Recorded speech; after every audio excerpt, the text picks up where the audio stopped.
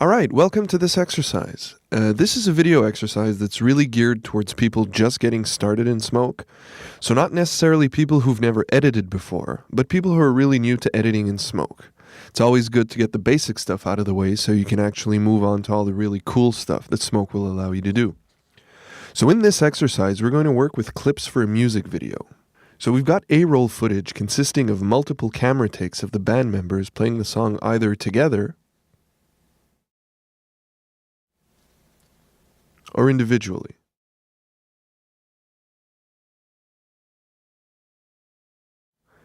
So these takes were recorded with a scratch audio track. So they've got embedded scratch audio that the band was playing to. And what we're going to want to do is sync that scratch audio to the master audio track, in effect the studio version of the song. We're going to sync these clips up so we can use the displayed timecode in order to assemble our music video. And we're going to do that by performing an aligned edit and then fine-tuning our sync by trimming. So the first thing I want to do is F-drag my master audio track into the empty record area. F-dragging enables me to create a copy and leave the source intact. Then I'm going to press F5 to display my record timeline. Now what I want to do here is add an empty video track and two empty audio tracks to my timeline. So I'm just going to click on V+ once here and A+ twice.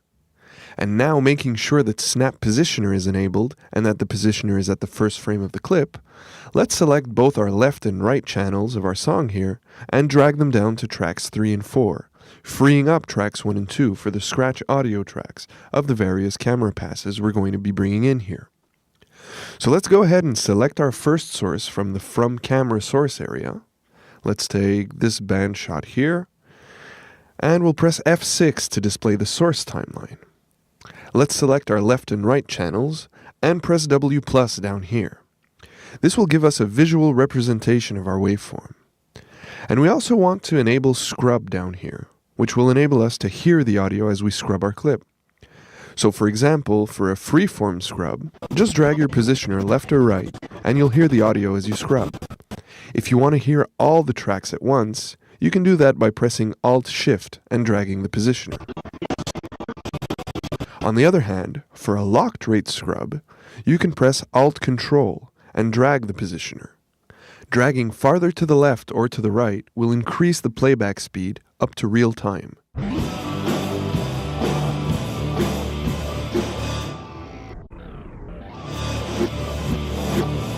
And again, you can hear all tracks by pressing Alt-Control-Shift. So what we'd like to do is park our positioner at the first frame of audio. Now your scratch audio may well be a bit low, so it could be a good idea to expand the waveform vertically, which you can do by dragging down the corresponding layer identifiers to the left of the timeline, and you can expand the waveforms horizontally by dragging up from the bottom scroll bar. Now let's just go ahead and position our positioner at the first frame of audio. This should be pretty good. Now let's press F5 to display our record timeline. And we're going to want to do the same thing here. Park our positioner at the first frame of audio. So let's go ahead and select our two channels, press W+,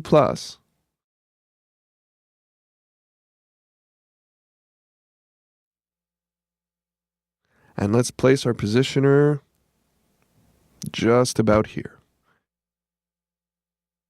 Okay, and now all we'd have to do is press L to perform the aligned edit. But before we do that, I'd just like to bring your attention to the fact that the source tracks are patched automatically to the record tracks. So if your source audio, and you can look at the green patch info on the left side of the track ID, if it's not patched to record audio tracks 1 and 2, correct the patch, either by dragging on the timeline patch indicator, or by displaying the player and going into the player options. You can patch the tracks here.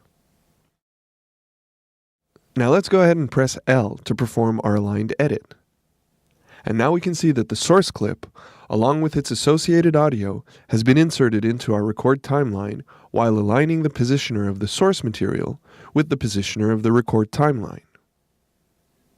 Okay, now the audio should pretty much line up, but we may well need to tweak our sync a little bit. So in order to tweak our sync, we'd like our source material, our video track and its two associated audio tracks, to be treated as one event.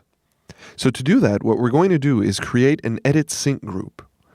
So let's select our 3 tracks here, and let's press and hold the editing button here in the menu priority box, and we'll select Edit Sync. So now all we have to do is press the Create button here, and then there are little icons that appear on our tracks, letting us know that they're part of an Edit Sync group. So now when we enable the Sync button in the editing toolbar, these 3 events will be selected simultaneously and treated as one, making trimming a lot easier. So now let's go ahead and adjust our sync. Let's just switch the menu priority box back to editing. And what we're going to want to do is enable lock here. And what that does is lock the heads and tails values of our clips. And we also want to enable trim, which enables us to slide the edit sync group forward or backwards in the timeline. We can do this by placing the cursor in the middle of the event. The slide trim cursor is a 2-sided arrow, and by dragging left or right. Let me just undo this. Because the heads and tails values are locked, sliding repositions the event in time. So now let's have a listen and see how close we are to a perfect sync.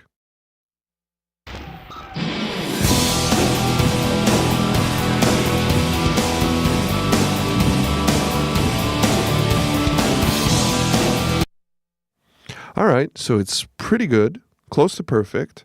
I don't know how well you can hear it, but a good trick to be able to distinguish 2 audio sources in your timeline is to display the player and select the Autodesk tab.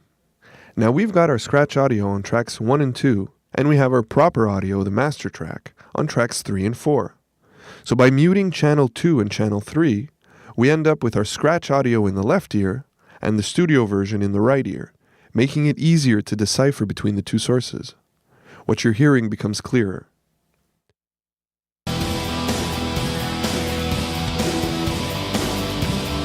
And a good trick, a nice tip I could give here while we're on the subject, when you're close to a sync, but not completely there, you'll get sort of a flanger chorus effect.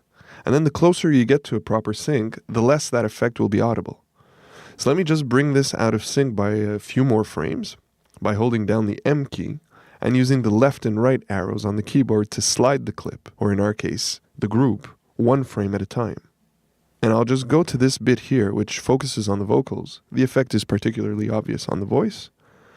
And when I press V to play, you can hear that chorusy effect, like the voice is doubled and slightly offset. If we bring it in closer and press V, the effect is not as pronounced.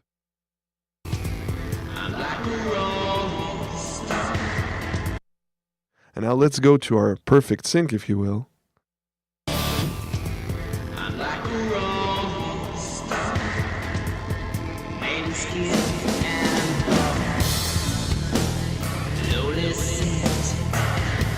The effect is barely noticeable. So now that we're in sync at 0 with our master track, what we want to do is remove whatever footage comes before the 0 point. So making sure that the positioner is at 0 and that its focus point is at the topmost layer, then by holding down Shift and pressing the Delete key on the keyboard, you'll insert a cut at 0 on all tracks below the focus point.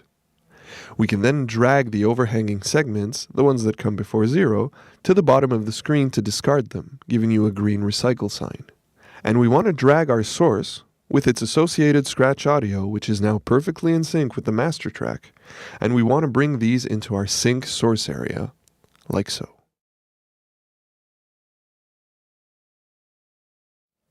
So you want to repeat this process for all your sources. And not only will this enable you to rely on the displayed timecode, making the assembly of your timeline much easier, but also this way you can be sure that what you see on the screen is coherent. So you won't, for instance, have the video showing the guitarist playing a solo when he's clearly playing a rhythm part in the song, or the video showing the drummer playing on his hi-hat when clearly he's playing on his ride cymbal. So in addition to speeding up your workflow, this also enables you to have a more coherent video.